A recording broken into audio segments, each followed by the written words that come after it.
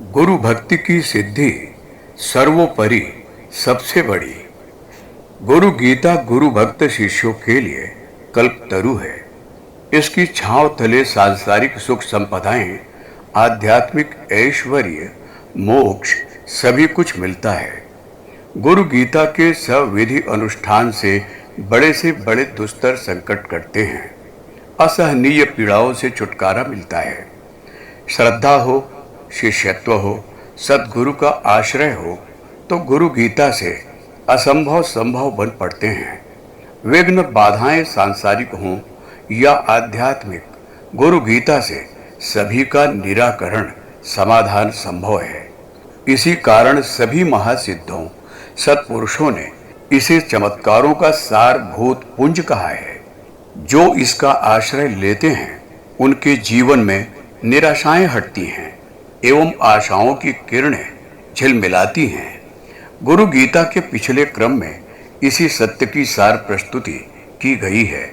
भगवान सदाशिव ने गुरु गीता के मर्म को बताने के साथ भगवती जगदम्बा को अनुष्ठान में आसन की महिमा से अवगत कराया है।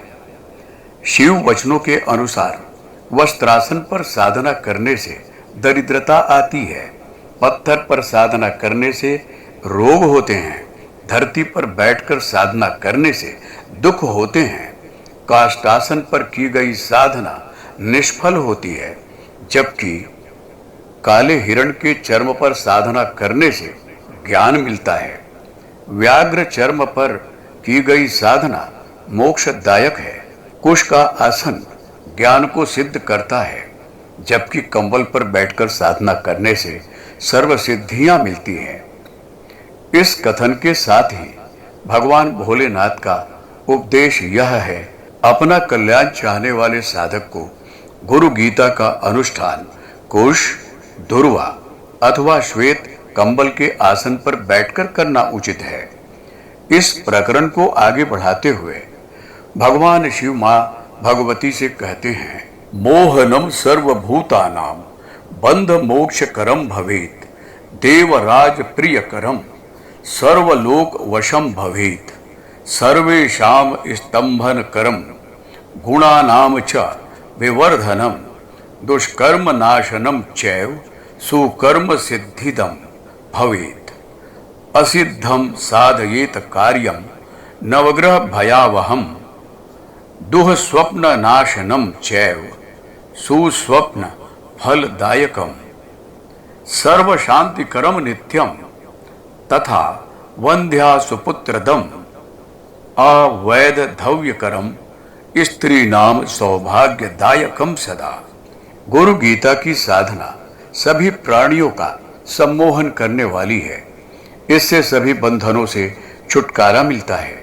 इससे देवराज की प्रीति मिलती है और सभी लोगों के प्राणी वश में होते हैं। इससे सभी शत्रुओं एवं दुर्गुणों का स्तंभन होता है, गुणों की अभिवृद्धि होती है। गुरु गीता की यह साधना दुष्कर्मों का नाश करके सत्कर्मों की सिद्धि देती है। इस साधना से असाध्य कार्य साध्य होते हैं एवं नवग्रहों की पीड़ा दूर होती है। दुःस्वप्नों का फल नष्ट होता है, सुस्वप्नों का सुफल मिलता है। इस साधना से नित्य सभी प्रकार की शांति होती है। वंध्या स्त्री इस साधना के द्वारा पुत्रवती बनती है। स्त्री इस साधना के द्वारा अपने वैधव्य का निवारण करके सौभाग्य को चिरस्थायी बनाती है। भगवान शिव के ये वचन संसार के असह्य कष्टों के संतप्त जनों के लिए गुरु उपदेश के समान है। इसके अनुसरण से मनुष्य न केवल स्वयं विपत्तियों से छूट सकता है, बल्कि औरों की भी सार्थक सहायता कर सकता है। बस गुरु गीता की सुखद छांव में आश्रय लेने भर की बात है। इस प्रसंग में एक बड़ी ही प्यारी अनुभूति कथा है।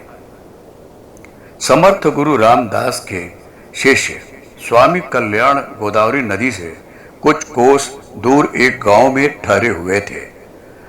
अपने सद्गुरु के नाम की अलग जगाते हुए सत्प्रवृत्तियों का प्रसार करना उनका व्रत था। जय जय रघुवीर समर्थ को उच्च स्वर से पुकारते हुए जब वह ग्राम वीथियों से गुजरते तो वे लोग बरबस उन्हें घेर लेते। उनके पास आश्चर्यजनक सिद्धियां तो नहीं थी, पर गुरु कृपा का बल था।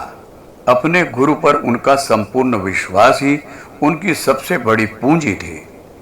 उनकी भक्तिपूर्ण बातें लोगों में चेतना की नई लहरें पैदा करती। ग्रामवासी स्वामी कल्याण के वचनों से आह्लादित थे।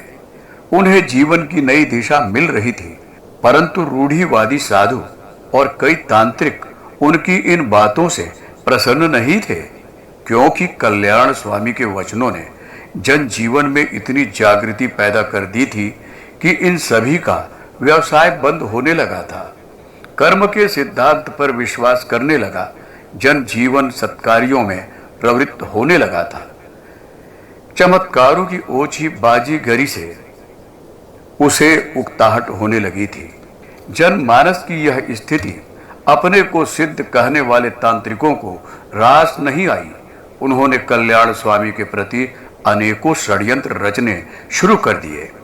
वे सब मिलकर किसी भी तरह जन जीवन की नजर में उन्हें अप्रामाणिक एवं अयोग्य साबित करना चाहते थे। जब उनके सामान्य उपक्रम असफल साबित हुए तो उन्होंने अपनी चमत्कारी सिद्धियों का सहारा लिया। इन सिद्धियों के बल पर उन्होंने गांव के तालाबों, कुआं, बावड़ियों का जल सुखा दिया। इस तांत्रिक अत्याचार से सामान्य जनता पानी के लिए तरसने लगी। मनुष्य एवं पशुओं का जीवन बिना पानी के विपन्न हो गया। बिलखते बच्चे, परेशान गृहिणियों की जिंदगी दूभर हो गई। परेशान गांववासी कल्याण स्वामी के यहाँ गए, पर वे करते भी क्या? उनके पास ऐसी कोई सिद्धि नहीं थी जिससे समस्या का हल हो सके। इधर इन क्रूर तांत्रिकों ने उनका और उनके गुरु का अपमान करना प्रारंभ कर दिया। गांव वालों को जितना संभव था भड़काया।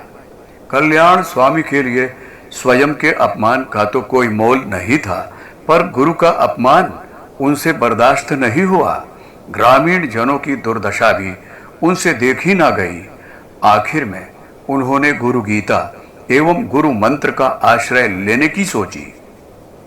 ग्राम वासियों के कल्याण के लिए उन्होंने कठिन उपवास करते हुए गायत्री महामंत्र से संपुटित करके गुरु गीता का अनुष्ठान प्रारंभ किया।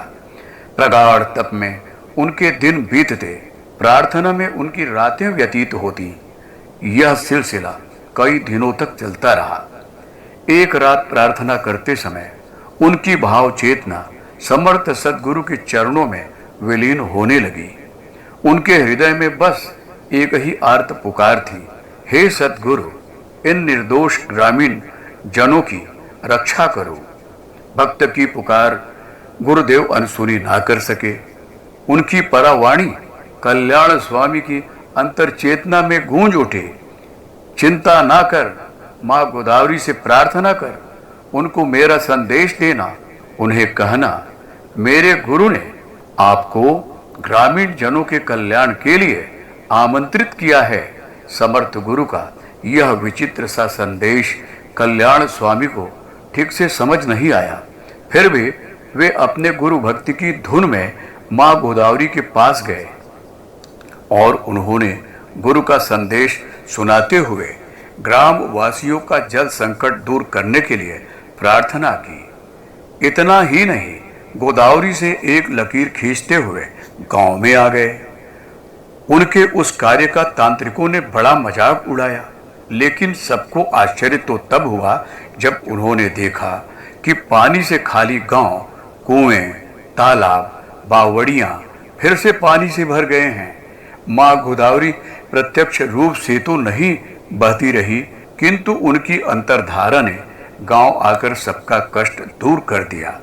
गांव वालों ने गुरु भक्ति का यह प्रत्यक्ष चमत्कार देखा और उन सब ने स्वीकार किया, किसी भी मांत्रिक तांत्रिक सिद्धि से गुरु भक्ति की सिद्धि बड़ी है। गुरु भक्ति से बढ़कर न तो कोई सिद्धि और न कोई शक्ति। पुस्तक गुरु गीता, लेखक डॉक्टर प्रणव पंड्या। अगर आपको हमारी यह वीडियो पसंद आई हो तो इसको लाइक करें, कमेंट और शेयर जरूर करें और हमारे YouTube चैनल ऋषि चिंतन को सब्सक्राइब भी कर लें। साथ ही बेल आइकन को भी दबाएं ताकि आपको आने वाली वीडियोस की नोटिफिकेशंस मिलती रहे। धन्यवाद।